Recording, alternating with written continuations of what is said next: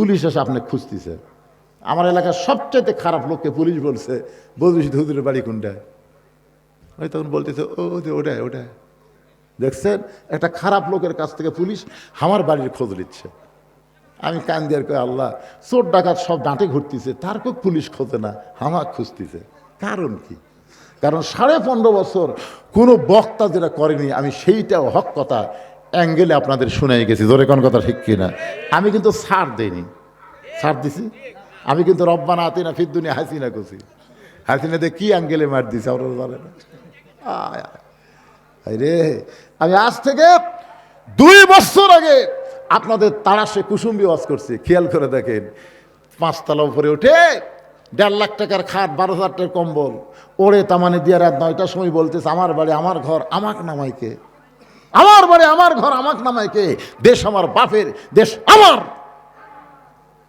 বিনা ভোটে আমি 41 সাল পর্যন্ত থাকবো, হামাক নামাইকে। জোরে কোন কথা ঠিক কিনা? কয়নি?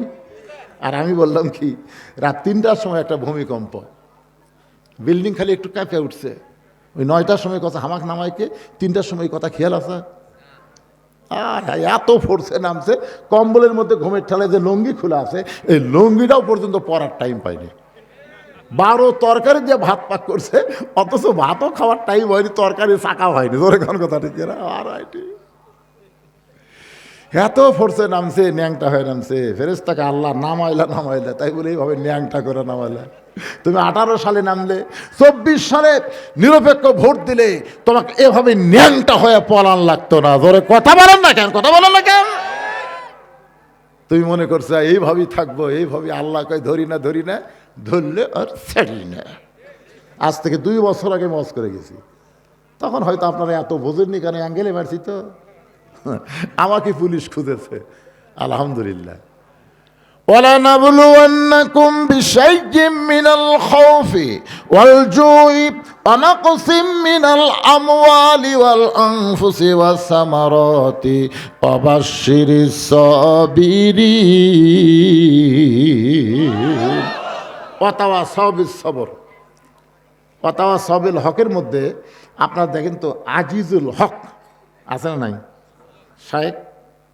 শাইখুল হাদিস আজিজুল হক, তারপরে মামুনুল হক, ওয়াতাওয়াসাউ বিল হক। দেখেন হকে হকে মিল আছে না? কথা কর না কেন? কুল জাল হক। শাইখুল হাদিসকে অন্যায়ভাবে গ্রেফতার করে পায়খানাতে রাখেনি, অজুর পানি দেয়নি। হ্যাঁ,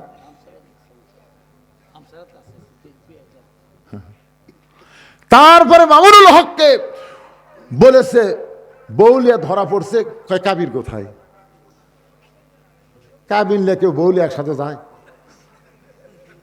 দেখেন হকের কষ্ট কি দেখছেন? বৌলিয়া ধরা পড়ছে।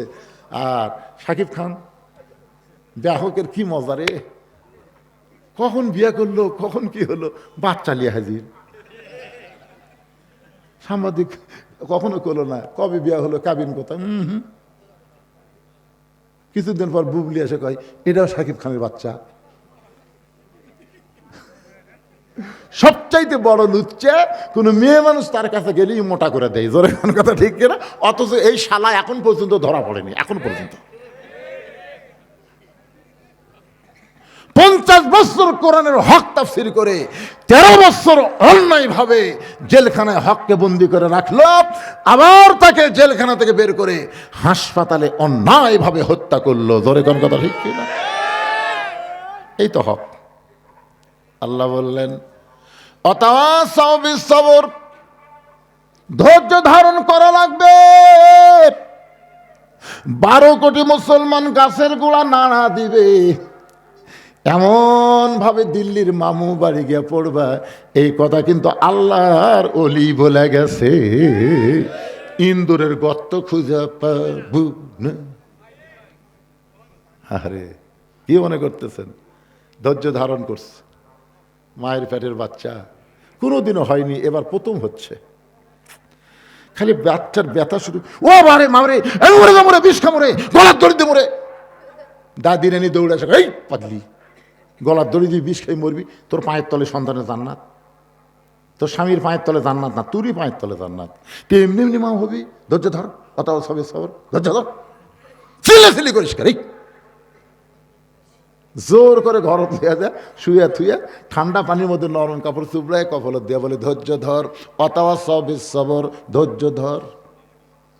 যখন ধাত্রে এসে বাচ্চা টানতেছে, দাঁতের উপর দাঁত দেয়, রাস্তাতে মানুষ যাচ্ছে রে। মানুষ যদি শুনবার ভাই যে বাচ্চা হওয়ার সময় এ হারে কান দিছে, এই তোর শরম নাই?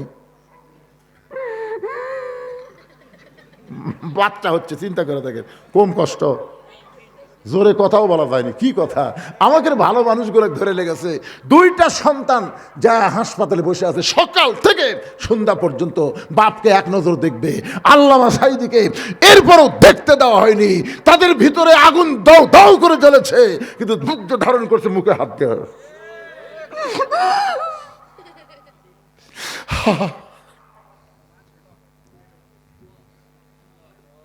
এক সময় বাচ্চা প্রসব হয়েছে, কিন্তু মা বেহুশ হয়ে গেছে। এত কষ্ট, মা বেহুশ হয়ে গেছে। সন্তানকে গোসল করায়, পরিষ্কার করে নাড়ি কাটে, ওই মায়ের বুকে যখন দেয়, বাচ্চার পরশে মা হুঁশ ফিরে পায়। ওই বাচ্চাকে ডান হাত দিয়ে বুকের কাছ থেকে মুখের কাছে নিয়ে চুমা খায়। দাদি নানি তিরস্কার করে বলে, এর জন্য গলার দড়ি দিবার চাইলি, এই জন্য বিষ খাবার চাইলি, আত্মহত্যা করবার চাইলি, এক লাত্তি মারা ফেলে দে, এক ফেলে দে, এর জন্যই তো তুই এত কষ্ট পাইলি, এক আদর কেন করতেছিস? মা বলে, দাদি, সন্তান যখন কোনো মা বুকে পায়, তখন প্রসব বেদনার কথা আর মনে থাকে না। 2000 ছাত্র জনতা জীবন দিল, 30,000 ছাত্র জনতা পঙ্গু হলো, আল্লাহর ওলিদেরকে শহীদ করে দেওয়া হলো বিনা অপরাধে। কত আলেমকে নির্যাতন করলো, কত আলেমকে গুম করলো, শাপলা চত্বরে কত আলেমকে। আজকে 36-32-এর নিচে আয়না ঘর পাওয়া গেল। কত কষ্ট দিয়েছে আমাদেরকে, আমরা বাড়ি থাকতে পারি না, আলুর বাগুর বাড়ির মধ্যে ঘুম পেরেছি কোরআনের কথা বলার কারণে। এত কষ্টের পরে আমরা ধৈর্য ধারণ করেছি, অতাও সবে সবর। আমরা দেখতে চাই একদিন বাংলাদেশে শুধু কোরআনের ওয়াজ হবে না, কোরআন দিয়ে আমাদের বাংলাদেশ চলবে। একদিন দেখব কলেমার পতাকা পথ পথ করে উড়বে। যেদিন কোরআনের বিজয় হবে, কলেমার পতাকা উড়বে, সেদিন আমরা পতাকা ধরে সব প্রসব বেদনার মতন সব কষ্ট ভুলে যাব।